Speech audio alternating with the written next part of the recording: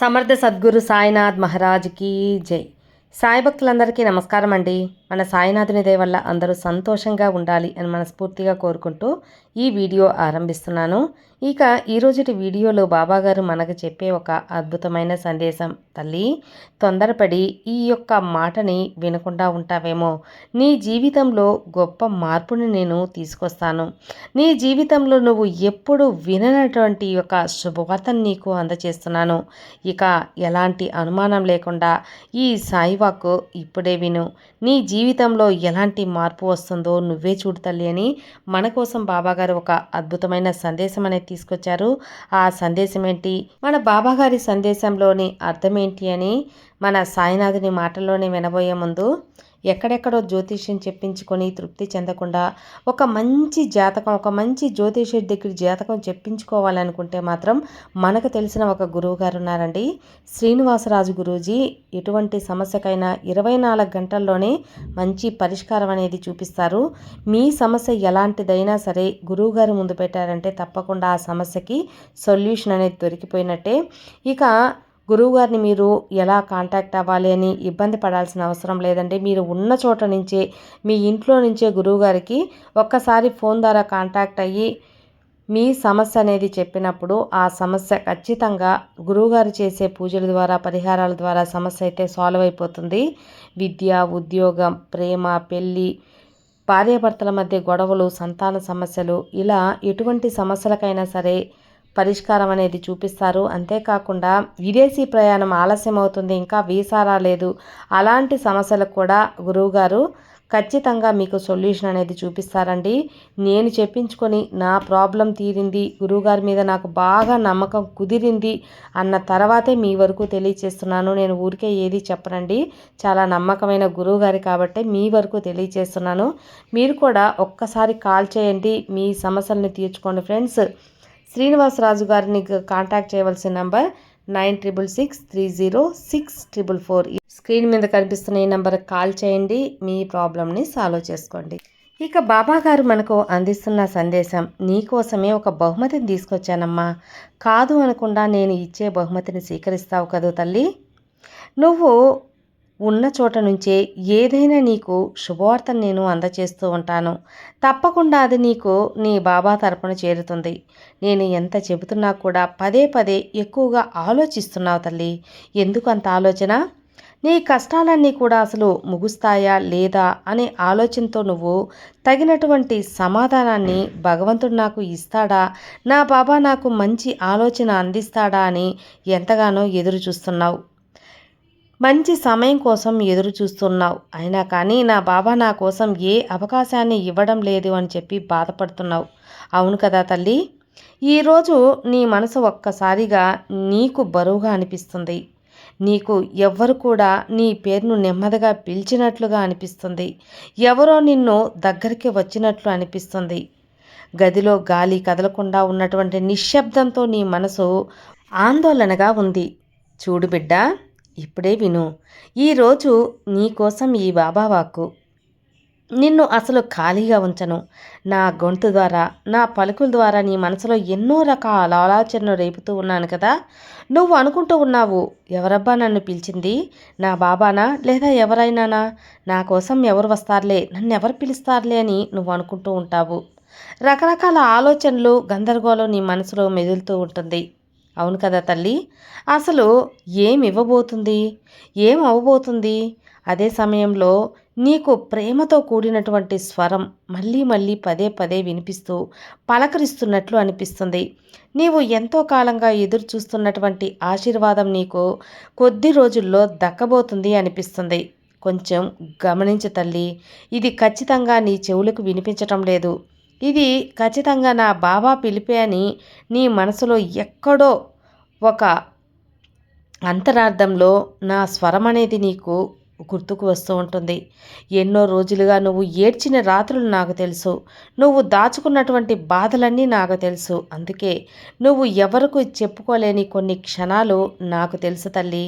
నీ కోరికలన్నీ తీర్చి నీ మనసులోని అలజడిని తగ్గించటానికే ఈరోజు ఒక బహుమతితో వచ్చాను. నువ్వు అనుకున్నది అనుకున్నట్టు నీ జీవితంలో ఎప్పుడూ కని విని ఎరుగని ఒక శుభవార్తని అందించబోతున్నాను.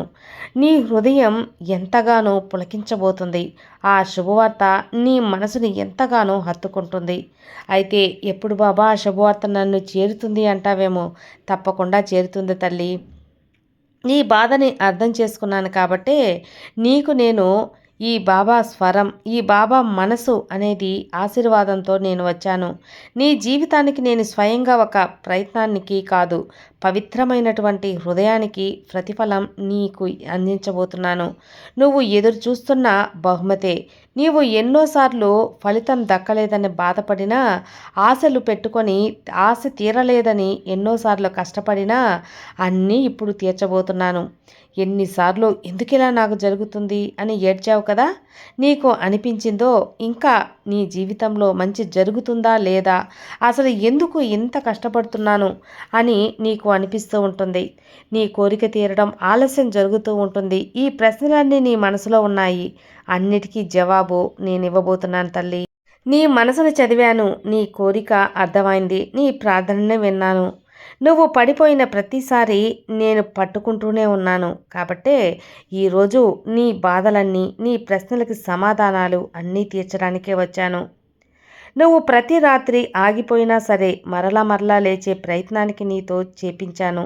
ప్రతి క్షణంలో నీలో ఆ ధైర్యాన్ని నింపుతూ వచ్చాను. తప్పకుండా నీలో ధైర్యం అనేది నేను చూశాను బిడ్డ. పైకి నువ్వు భయపడినా కూడా లోపల ధైర్యంగానే ఉన్నావు. ఆ ధైర్యమే నిన్ను ఇప్పుడు ముందుకు నడిపిస్తుంది. ఇప్పటి వరకు నా ఆశీర్వాదాన్ని నీకు అందజేస్తూనే ఉన్నాను. నీకు ఎప్పటికీ అందజేస్తూనే ఉంటాను తల్లి. ఇందులో ఎటువంటి మార్పు లేదు. నీకు తగినటువంటి సరైన సమయం వచ్చేసింది. ఈరోజే నీ జీవితంలోకి సరైన సమయం వచ్చింది. చూడమ్మా, నేను ఇలా చెబుతున్నాను. నువ్వు ఊహించుకున్నటువంటి మార్గాలు నీకు డబ్బు వచ్చేలా అన్ని రకాలుగా చేస్తాను. విజయం అందేలా చేస్తాను. ఒక సహాయం అనేది రూపంలో అయినా సరే నీకు ఒక మంచిగా చేస్తాను. అది శుభవార్త కానీ, లేదా ఒక వ్యక్తి రూపంలో మాట ద్వారా కానీ, డబ్బు రూపంలో కానీ, వస్తు రూపంలో కానీ, లేదా ఏదో ఒక అవకాశ రూపంలో కానీ నీకైతే మాత్రం ఖచ్చితంగా శుభవార్తని అందిస్తాను. నీ సంపద పెరిగి అభివృద్ధి దారిలో పడబోతావు. నీ చేతిలో డబ్బు నువ్వు కోల్పోయినటువంటి సంవత్సరాల నుంచి ప్రతిఫలం నీకు రాబోతుంది. నువ్వు అనుకోని చోట డబ్బు అనేది తప్పకుండా వస్తుంది. నువ్వు ఊహించినటువంటి వ్యక్తి నుండి సహాయం అందుతుంది. నీవు ఊహించినటువంటి ఒక కొత్త అవకాశం నీ జీవితంలో తలుపు తట్టబోతుంది. ఎందుకంటే నీ బాబా నేనున్నాను కదా. నీ బాబాని నేను నీ జీవితం మారాలి అనుకుంటున్నాను, మార్చాలి అనుకుంటున్నాను. అది ఖచ్చితంగా నిర్ణయించబడింది, జరిగే తీరుతుంది. నీకు ఉన్న ఈ సాయి శక్తిని ధారపోస్తున్నాను. ఎంతో అద్భుతంగా నీ జీవితం మారబోతుంది. ఇక ఈ జీవితం అనేది ఇప్పటి నుంచే ప్రారంభం. నువ్వు ఇప్పటి వరకు నా జీవితం ముగిసిపోయింది అనుకున్నావు కదా, అలా ఏం కాదు తల్లి, ఇప్పుడే ఆరంభమైంది. నీ జీవితంలో సంతోషాలు విరజల్లబోతున్నాయి. సుగంధభరితమైన పూల వర్షంలా నీ జీవితంలో ఆనందాలు రాబోతున్నాయి. ఈ కొత్త తలుపు అనేది నిన్ను తెరవబోతుంది. నీ గతం కూడా పూర్తిగా నేను తుడిచివేశాను. నీ భవిష్యత్తు ప్రకాశవంతంగా వెలిగేలా ఆశీర్వదించాను. ఇక రాబోతున్న రోజుల్లో నీ జీవితం అద్భుతంగా నీకు నచ్చినటువంటి, నీ మనసు మెచ్చేటువంటి జీవితాన్ని నేను రాయబోతున్నాను తల్లి. ఇది నీకు ఒక అదృష్టం. నీకు ఇంతకుముందు శిక్ష అనుకున్నావు కదా, అదేమీ కాదు. నీ మనసు నేను పక్వపరిచాను. నీ మనసుని అన్నిటికీ ఇవ్వడానికి, తీసుకోవడానికి సిద్ధంగా తయారు చేశాను. ఇక నుంచి చిరునవ్వులు అనేది నీ జీవితంలో ఉంటుంది. నీకు సంపద, శాంతి, శుభవార్తలు, ఆనందం అన్నీ ఒకేసారి నీ బాబా అందిస్తాను. నీ పేరు, నీ అదృష్టం, భవిష్యత్తు నీకు అన్నీ కూడా మారుమోగేలా, అందరూ నిన్ను మెచ్చుకునేలా, నీ విలువ పెరిగేలా నీ జీవితం ఉండబోతుంది.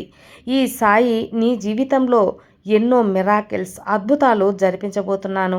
మాటలు వినడమే కాదు తల్లి, నువ్వు ఖచ్చితంగా ఆ ఆనందాన్ని చవి చూస్తావు కూడా. నీ సాయి వాక్కు తప్పదని నీకు తెలుసు కదా.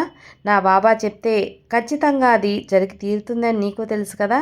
అందుకే చెబుతున్నాను, ఆత్మలో భయం తగ్గి పూర్తి ధైర్యంగా ఉండు. అలాగే నీ వైపు నేను నడిచి రాబోతున్నాను కదా, చూడమ్మా, నీ జీవితం మొత్తం మార్చేయడానికి నీ జీవితంలోకి నేను అడుగు పెట్టాను బిడ్డ. ఇక ఎలాంటి సమస్య నీ జీవితంలోకి రాదు. నీ జీవితం నుంచి ఆనందం మాత్రమే రాబోతుంది. నీ జీవితం అద్భుతంగా ఉంటుంది. ఇక ఎలాంటి సందేహము వద్దు. ఇక నువ్వు మార్చుకోవాల్సిన ఒక విషయం చెప్పనా తల్లి? ఆ విషయాన్ని కానీ నీ జీవితంలో మార్చుకున్నావు అంటే నీ యొక్క పరిస్థితి అనేది మెరుగుపడుతుంది. ఇప్పటి వరకు పడిన కష్టాలన్నీ తుడిచిపెట్టుకుపోతాయి. నేను చెబుతున్నాను కదా, బాగుండడం అంటే బాధలు లేకుండా ఉండటమే కాదు, బాధల్లో కూడా నువ్వు ధైర్యంగా ఉండాలి. నీకు ఎన్ని బాధలు ఉన్నా అవి చెప్పుకోవటానికి నీకంటూ ఉన్నారు కదా, వారికి చెప్పుకో.